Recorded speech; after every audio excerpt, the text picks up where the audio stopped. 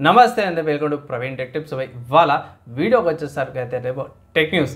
చిన్న రిక్వెస్ట్ ఏంటంటే ఛానల్ని సబ్స్క్రైబ్ చేసుకుని బెల్ ఐకాన్ అయితే ప్రెస్ చేయండి లేటెస్ట్ అప్డేట్స్ కోసం.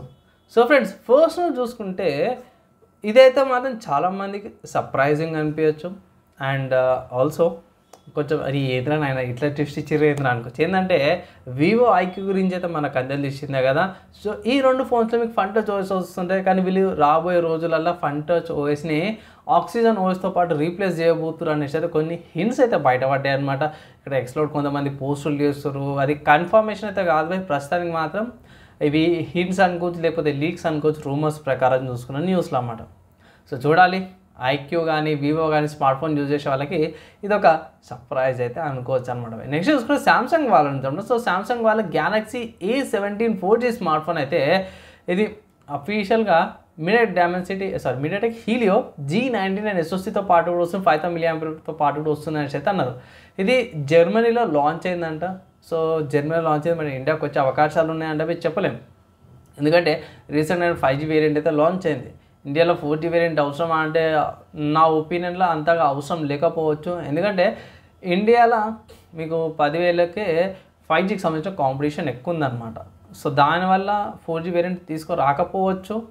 సో చూడాలి ఎలా ఉంటుంది సిచ్యువేషన్. ప్రస్తుతానికైతే మాత్రమే ఇది జర్మనీలో లాంచ్ అయింది అనేసి అయితే ఒక అప్డేట్ అయితే వచ్చింది. అండ్ నెక్స్ట్ చూసుకుంటే ఒక వీడియో వైరల్ అయితే పోతుంది అనమాట. ఏంటంటే యాపిల్ వాళ్ళది, యాపిల్ ఐఫోన్ 8 స్మార్ట్ ఫోన్కి సంబంధించింది. చాలామంది ఇక్కడ బ్రేక్ టెస్ట్లు చేస్తారు, ఎక్కువ బ్రేక్ అయితే లేదు అనేసి అయితే అంటారు, అండ్ ఎక్కువ బెండ్ కూడా అయితే లేదు. సో ఎంత వెయిట్ పెట్టినా సరే ఎక్కువ చాలా ప్రెజర్ పెట్టాల్సి వస్తుంది, చాలా బిల్డ్ క్వాలిటీ కూడా బాగుంది అనేసి అయితే సెరామిక్ షీల్డ్ టు ప్రొడక్షన్తో పాటు కూడా వచ్చింది అనేసి అయితే ఇక్కడ మెషిన్ టెస్ట్లో కూడా సర్వైవ్ అయింది అనేసి అయితే వీళ్ళు మెన్షన్ చేశారు అనమాట. అదొకటి బాగా అనిపించింది. అండ్ ఒకవేళ ఇట్లా మీరు ఐఫోన్ 8 తీసుకోవాలంటే 1,19,900 ఉంది, అంటే 1,20,000 అనుకోవచ్చు. ఇది 250GB స్టోరేజ్ వేరియంట్ అన్నమాట, బేస్ వేరియంట్. కమింగ్ టు సాఫ్ట్వేర్స్కి సంబంధించిన న్యూస్ చూసుకుంటే మాత్రం పర్ప్లెక్సిటీ అనమాట. పర్ప్లెక్సిటీ గురించి ఏకి సంబంధించి అందరికి తెలిసిందే. సో దీంట్లో ఎంటర్ప్రైజ్ మ్యాక్స్ వేరియంట్ అయితే తీసుకొచ్చారు. సో ఎంటర్ప్రైజ్ మ్యాక్స్ వేరియంట్ అవుతుంది unlimited lakh queries and video generation ఇది కూడా తీసుకొచ్చింది దీంట్లో.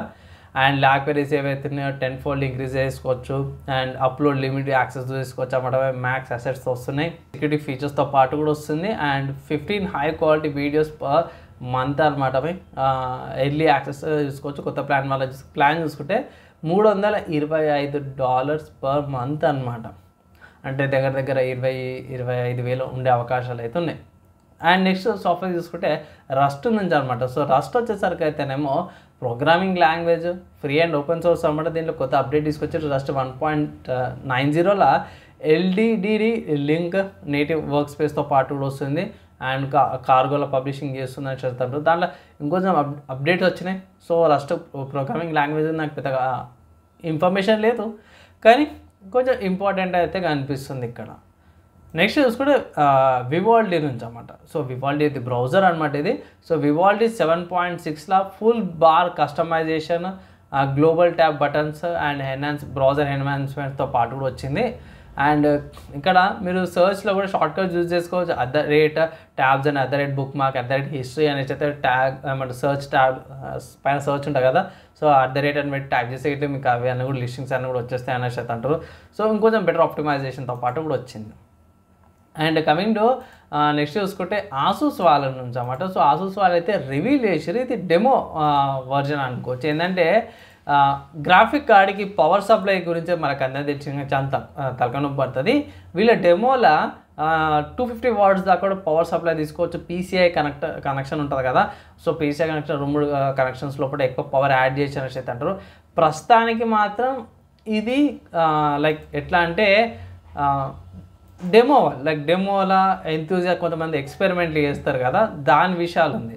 ఎగ్జాక్ట్గా ఇదే ఎట్లనే ఉంటుందా అంటే మాత్రం ఇంకా చెప్పలేము, ఎందుకంటే టెస్టింగ్ స్టేజెస్లో డెవలపింగ్ స్టేజెస్లో కూడా ఉంది కాబట్టి టైం పడుతుంది. ప్రస్తుతానికైతే మాత్రం కేబుల్స్ లేకుండా డైరెక్ట్ మదర్ బోర్డ్ నుంచే 250 watts దాకా పవర్ గుంజేటట్టు అయితే తీసుకొస్తారు. దీని ప్రకారం కూడా చూసుకుంటే ఇక ఫేజెస్ చూపించారు ఇక్కడ. వీళ్ళ ప్రకారం చూసుకుంటే 24+8+8 పిన్ కనెక్టర్తో పాటు కూడా వస్తుంది. 8 పిన్ కనెక్టర్ ఏదైతే ఉందో జీపీయూ స్టేబిలైజ్ కనెక్షన్కి వచ్చే అవకాశం, మల్టిపుల్ జీపీ సెటప్స్ కూడా స్టేబిలైజ్ చేసుకోవడానికి ఉండే అవకాశం ఫ్యూచర్లో అనేసి అయితే అంటారు. ప్రస్తుతానికి అయితే మాత్రం ఇది 75 వాట్స్ పవర్ కన్జంప్షన్తో పాటు గ్రాఫికల్ స్లాట్ ఉంది. 75 వాట్స్ డిఫాల్ట్ ఉంది. సో చూడాలి మనకి అప్కమింగ్ డేస్లో ఎలా ఉండబోతుందని చూద్దాం. సో నెక్స్ట్ చూసుకుంటే గేమింగ్కి సంబంధించిన న్యూస్. సో గేమింగ్కి సంబంధించిన న్యూస్ చూసుకుంటే trail in the sky first chapter అనే గేమ్ అయితే అఫీషియల్గా లాంచ్ అయిపోయింది అనమాట. సో గేమ్ యొక్క ప్రైస్ చూసుకుంటే 2400 రూపాయలు గేమ్ యొక్క ప్రైస్ ఉంది. ఇంకో విషయం ఏంటంటే ఈ గేమ్ యొక్క డెమో వర్జన్ కూడా అవైలబుల్ ఉంది, మీరు డెమో ఆడుకోవచ్చు. ఇక ట్విస్ట్ ఏంటంటే నాకు తెలిసిన కాడికే నేను స్టోరీ కంప్లీట్ చేయడానికి డెమో వర్జను ఒక 5-6 గంటల దాకా ఆడినా అనమాట. దీనిలో సెకండ్ ట్విస్ట్ ఏంటంటే మాత్రమే చాలామందికి నచ్చకపోవచ్చు. ఏంటంటే డైలాగ్స్ ఎక్కువ ఉంటాయి, గేమ్ ప్లే పరంగా బాగుంది, ఓపెన్ వరల్డ్ ఉంది, మంచిగా ఆడచ్చు అనమాట. ట్రై చేయండి. అండ్ బేసిక్ సిస్టమ్ రిక్వైర్మెంట్స్పై పెద్దగా ఏం అవసరం లేదు. 30 GB స్టోరేజ్, 8 GB ర్యామ్ ఉన్నా సరే ఈజీగా గేమ్ అయితే రన్ అయిపోతుంది అనమాట. అండ్ ఇవి ఇవాళ ఉన్న tech news, game news, hardware and సాఫ్ట్వేర్కి సంబంధించిన న్యూస్లో అనమాట. నచ్చింది మంచి అనిపించింది అంటే మాత్రం లైక్ అండ్ షేర్ చేయండి. ఈ వీడియోకి అయితే ఇంతపై నెక్స్ట్ వీడియోలా కలుసుకుందాం.